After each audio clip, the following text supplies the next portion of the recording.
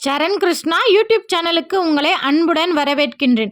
பிறக்கப் போகும் புது வருடத்தில் குலதெய்வத்தை நினைத்து இந்த எளிய பொருட்களை வாங்கி வைத்தாலே உங்கள் வீட்டில் இந்த வருடம் முழுவதும் பணத்தட்டுப்பாடு அப்படிங்கிறதே வராது. அது என்ன பொருள், குலதெய்வத்தை நினைத்து ஏன் வாங்கணும் அப்படிங்கிறத பற்றி தான் இந்த வீடியோவில் தெளிவாக நம்ம பார்க்க போகிறோம். நம்ம சேனலில் உள்ள வீடியோவை ஃபஸ்ட் டைம் நீங்கள் பார்க்குறீங்க அப்படின்னா மறக்காமல் நம்ம சேனலை சப்ஸ்கிரைப் பண்ணி வச்சுக்கோங்க. நம்ம சேனலில் தொடர்ந்து குலதெய்வ பதிவுகள், ஆன்மீக தகவல்கள் தொடர்ந்து வந்து கொண்டே இருக்கும். வாங்க வீடியோக்குள்ளே போகலாம். எந்த ஒரு புது முயற்சியோ புது விஷயங்களோ நம்ம தொடங்கும் போது குலதெய்வத்தை வணங்கி விட்டு அதை நம்ம தொடங்கணும் அப்படின்னா கண்டிப்பாக அது நமக்கு வெற்றியை மட்டுமே கொடுக்கும்.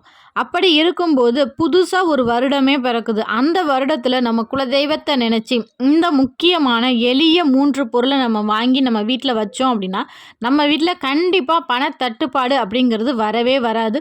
அதுவும் நம்ம குலதெய்வத்தை வேண்டி நம்ம செய்யும்போது குலதெய்வம் நமக்கு எந்த பிரச்சனையும் வராமல் அந்த வருடம் முழுவதும் நமக்கு ஒரு நல்ல வருடமாக, வெற்றிகரமான ஒரு வருடமாக நமக்கு அமைத்து கொடுக்கும்.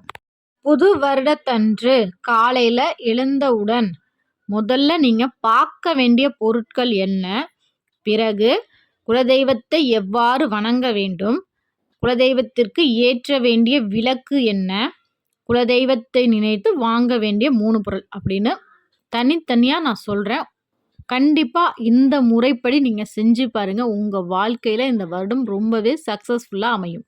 முதல்ல காலையில் எழுந்தவுடன் பெண்களாக இருக்கட்டும், ஆண்களாக இருக்கட்டும், குழந்தைகளாக இருக்கட்டும், எல்லாருமே காலைல எழுந்தவுடன் அவர்களின் உள்ளங்கையை பார்த்து பழகுங்கள். அது ஏற்கனவே நிறைய பேர் செஞ்சிட்ருப்பீங்க. செய்யாதவங்க இந்த வருஷத்துலேருந்து அதே போல் செய்யுங்க. உங்களுக்கு உங்கள் கை தான் ராசியான கை. அதனால் எல்லாருமே தங்களோட உள்ளங்கையில் கண் விழிங்க.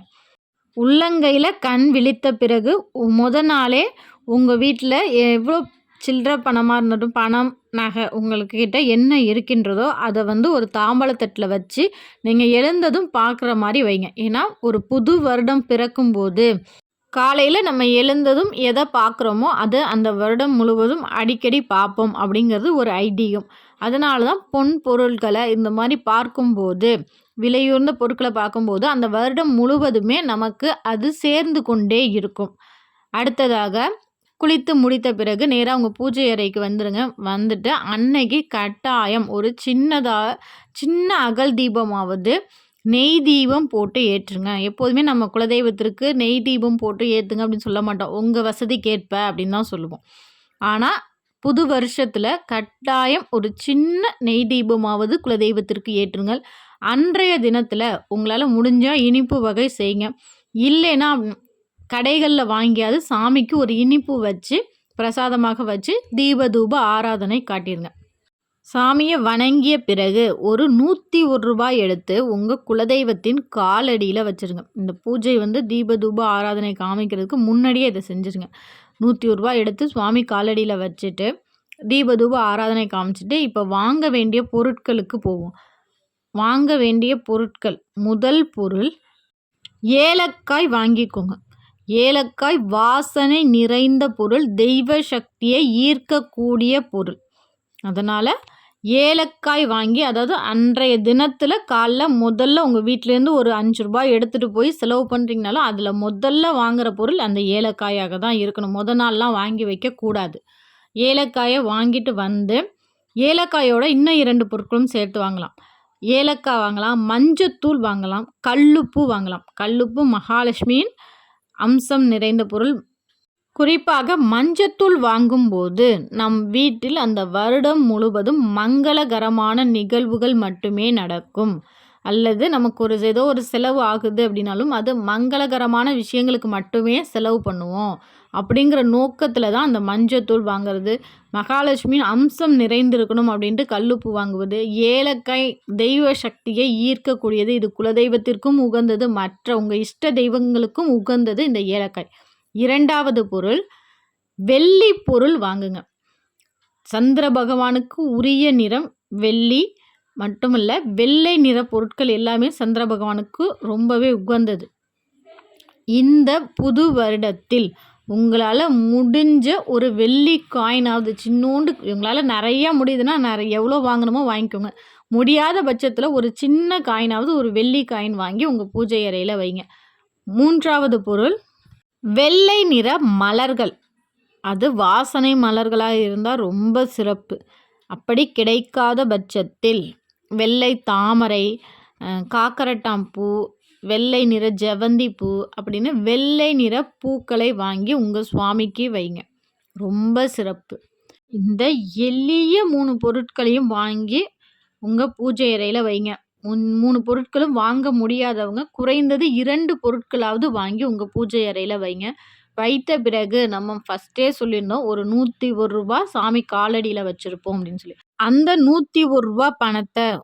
101 வச்சாலும் சரி, ரூ. 51 வச்சாலும் சரி, குறைந்தது ரூ. 11 வச்சுக்கோங்க. அந்த பணம் காலையில் வைக்கணும். காலையில் எழுந்ததும் சாமிக்கு விளக்கு ஏற்றுறீங்க பார்த்தீங்களா, அப்போ அந்த பணத்தை சாமி காலடியில், உங்கள் குலதெய்வத்தின் காலடியில் வச்சிடணும். வைத்த பிறகு சாயங்காலம் 6 மணிக்கு மேலே, இல்லை நீங்கள் இரவு தூங்க போவதற்கு முன்னாடியாவது அந்த பணத்தை எடுத்து உங்கள் வீட்டில் என்ன சுத்தமான துணி எந்த இருக்கோ, பெண்கள்லாம் நிறைய ஜாக்கெட் பிட்லாம் வச்சுருப்பாங்க, அது எந்த கலராக இருந்தாலும் பரவாயில்ல, அந்த துணியில், ஆனால் அது புது துணியாக தான் இருக்கணும், அந்த துணியில் அந்த ரூ. 11 ரூ. 101 ரூ. 50 எந்த பணம் நீங்கள் வச்சிங்களோ அந்த பணத்தை அப்படியே எடுத்து முடி போடுங்க. முடி போட்டு உங்கள் குலதெய்வத்தின் காலடியில் விழுந்து கும்பிட்டு, இந்த வருடம் முழுவதும் எனக்கு சிறப்பாக அமைய வேண்டும், இந்த வருஷத்தில் எனக்கு நல்ல நல்ல விஷயங்கள் நடக்க வேண்டும், இந்த வருஷத்தில் எனக்கு அனைத்து நல்ல விஷயங்களும் பணத்தட்டுப்பாடும் வரவே கூடாது அப்படின்னு மனதார வேண்டிக்கோங்க. மேலும் உங்கள் வாழ்க்கைக்கு என்னென்ன இந்த வருஷத்தில் நீங்கள் அச்சீவ் பண்ணணும்னு நினைக்கிறீங்களோ அத்தனையும் வேண்டிக்கோங்க. வேண்டிய பிறகு அந்த பணத்தை அப்படியே எடுத்து நீங்கள் அடிக்கடி பணம் வச்சு எடுக்கிற இடமா இருக்கணும். அதாவது லாக்கர்லலாம் ஒரு சிலர் எப்பயாவது நகை வைப்பாங்க, திருப்பி எடுப்பாங்க, அந்த மாதிரி இருக்கக்கூடாது. அடிக்கடி புழக்கத்துக்கு பணம் வச்சு எடுக்கிற இடத்துல அந்த முடியை வச்சுருங்க. அந்த இது ஏன் அப்படியே வைக்கக்கூடாதுன்னா, நீங்கள் மற்ற பணத்தோடு வைக்கும்போது அது சீக்கிரமாக எடுத்து செலவு பண்ணிடுவோம். அது காலடியில் வச்ச பணம் உங்களுக்கு தனியாக தெரியணும் அப்படிங்கிறதுக்காக தான் அதை முடி போட்டு வைக்கிறோம். முடி போட்டு வச்சுருங்க. அந்த வருடம் முழுவதுமே உங்களுக்கு பணத்தட்டுப்பாடு கட்டாயம் வரவே வராது. மேலும் இந்த முறைப்படி கட்டாயம் குலதெய்வத்தை வணங்கி பாருங்க. புத்தாண்டு சிறப்பாக வெற்றிகரமான ஒரு ஆண்டாக உங்களுக்கு அமையும்.